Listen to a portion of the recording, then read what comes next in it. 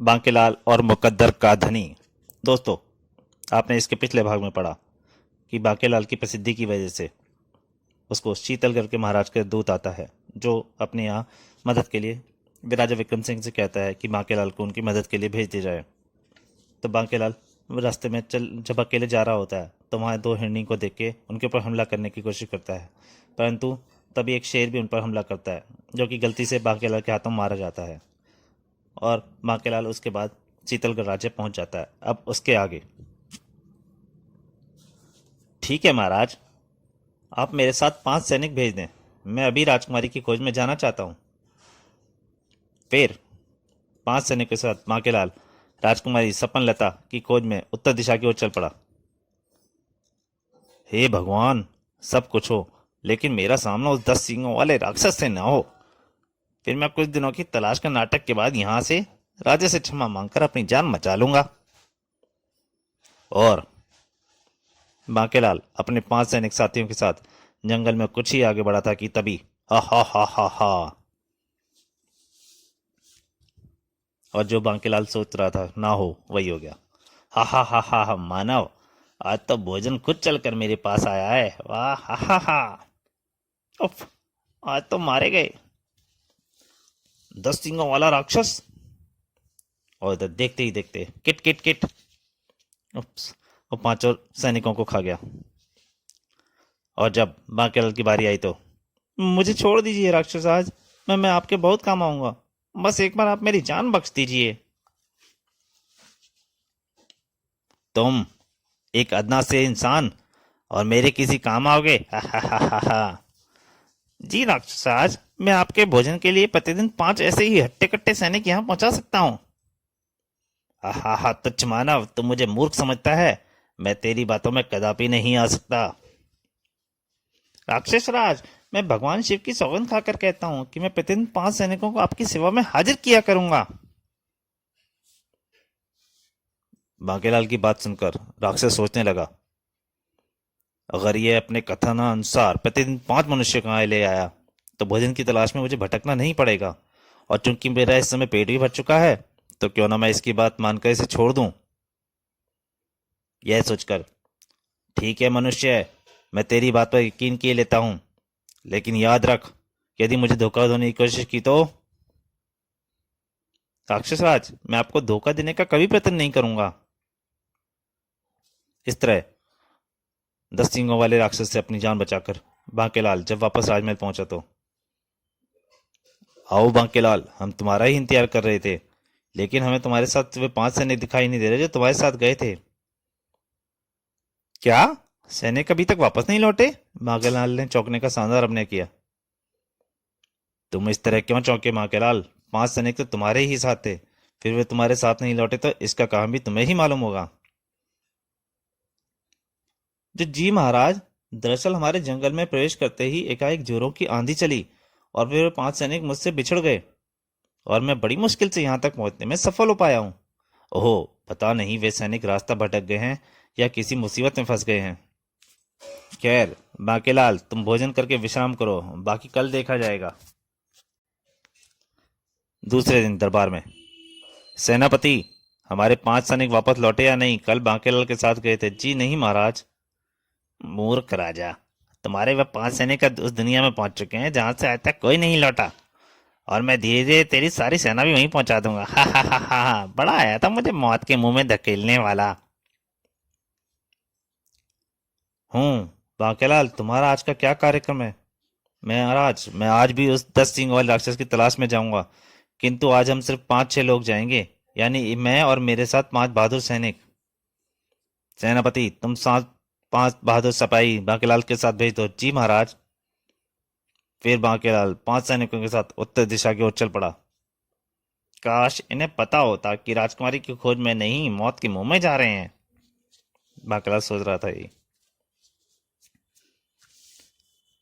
फिर बांकेलाल सैनिकों सहित जब राक्षस द्वारा निज स्थान पर पहुंचा तो, अरे, जंगल में इतना सुंदर महल, भला यह महल किसका हो सकता है? आओ देखें इसमें कौन रहता है। जब वो महल के भीतर घुसे तो उन्हें आवाज सुनाई दी,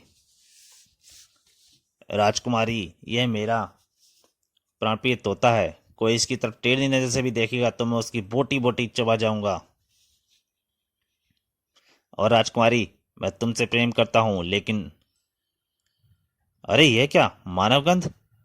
देखें कौन आया है मौत के मुंह में। अगले ही पल 10 सिंगों वाला राक्षस। हा हा हा हा हा, मानव, मैं तुमसे खुश हुआ। वाकई तुमने मेरे लिए भोजन का उत्तम प्रबंध किया है। ही राक्षस, मैं भी आपकी हमेशा ऐसी ही सेवा करने के लिए उपलब्ध वचनबद्ध हूँ। आपका भोजन हाजिर है, भोजन कीजिए। ओ धोखा! नहीं मानव, मैं इन्हें नहीं खाऊंगा, बल्कि मुझे अपने देवता सुम्बा शैतान को प्रसन्न करने के लिए ऐसे ही 101 मनुष्यों की आवश्यकता है, ताकि मेरा देवता प्रसन्न होकर मुझे साधारण मानव सा आकार व इस राजकुमारी के अनुरूप सुंदर रूप दे दे, ताकि मैं इससे ब्याह कर सकूं। अतः मानव, अब तुम्हें मेरे लिए कल तक पूरे 100 मनुष्यों को लाना पड़ेगा, समझे? 100? किंतु किंतु परंतु कुछ नहीं। कल तक तो मैं 100 मानव यहाँ पहुंचाने हैं, वरना मैं तुम्हें कच्चा चबा जाऊंगा। तो जी राक्षस राज।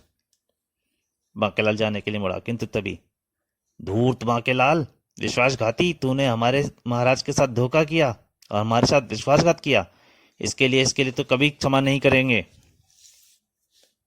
अंदर राजकुमारी भी चिल्लाई, नीच, तू मेरे पिताजी के साथ विश्वासघात कर रहा है? मैं तुझे जिंदा नहीं छोड़ूंगी।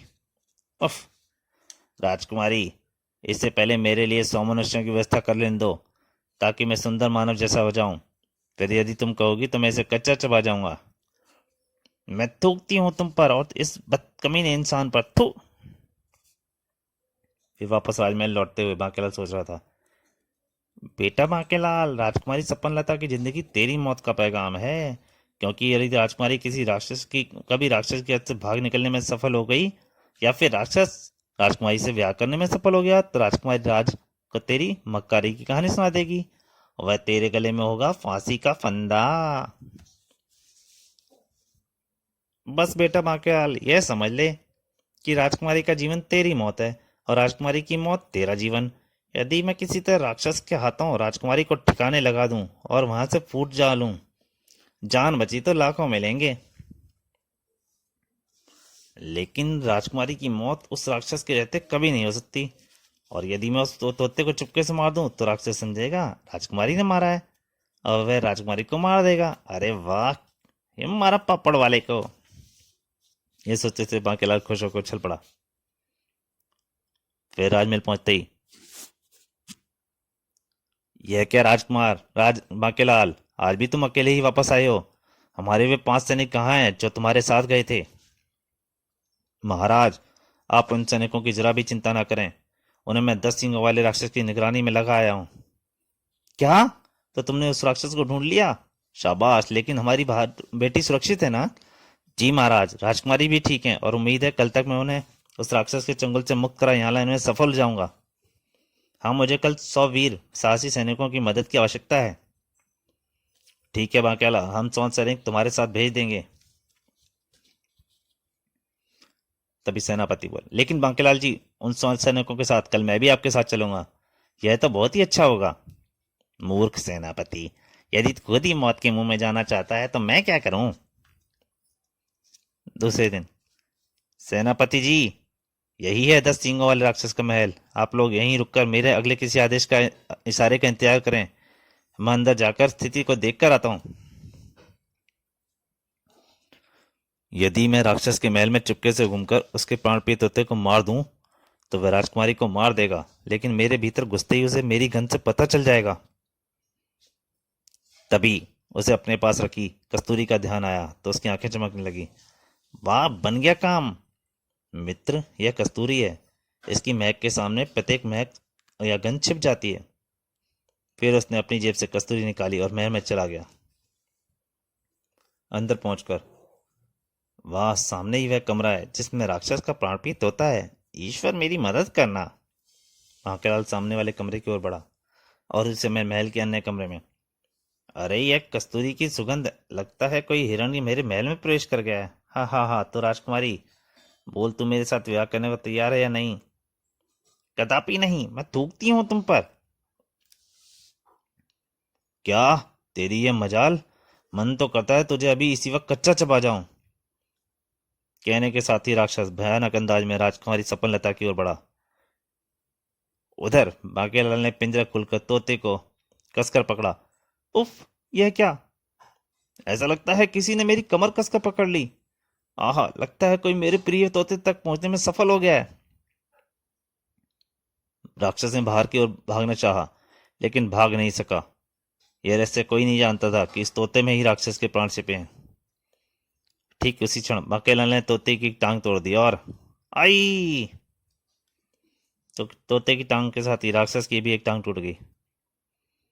किसी तरह जमीन पर घिसटता राक्षस बांकेलाल के पास पहुंचा। दुष्ट मानव, यह तू क्या कर रहा है? फौरन इस तोते को छोड़ दे, वरना मैं तुझे जीवित नहीं छोड़ूंगा। उफ! बेटा बांकेलाल, आज तेरी मृत्यु निश्चित है। यह राक्षस तुझे जिंदा नहीं छोड़ेगा।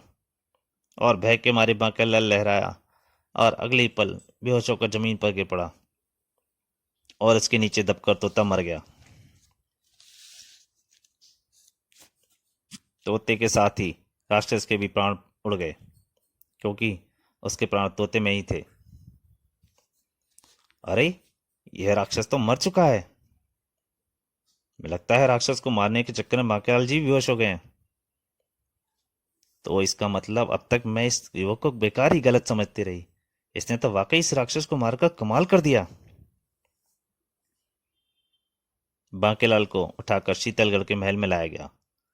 दूसरे दिन राजा विजेंद्र सिंह ने बांकेलाल को 500 स्वर्ण मुद्राएं पुरस्कार में देकर सम्मान सहित विदा किया। अरे वाह!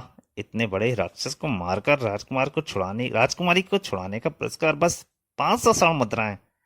इतने बड़े काम के लिए तो इस राजकुमारी से मेरा विवाह कर देना चाहिए था। चल बेटा बांकेलाल, लोग तुझे मुकद्दर का धनी कहते हैं, लेकिन वास्तविकता तो तू ही जानता है। दूसरे को करोड़ों का लाभ होता है और तुझे धेला मिलता है। ओ ऊपर वाले, आखिर कब तक धनवान बनाने के चक्कर में यूं ही भटकता रहूंगा मैं। तो दोस्तों, ये कहानी यहीं तक। अगर अच्छी लगी हो तो प्लीज़ लाइक कीजिए, शेयर कीजिए और हो सके तो चैनल को सब्सक्राइब भी कीजिए और बेल आइकन की घंटी दबाना मत भूलिए, ताकि मेरी जो वीडियो डले वो आपको सबसे जल्दी और सबसे पहले मिल सके। धन्यवाद।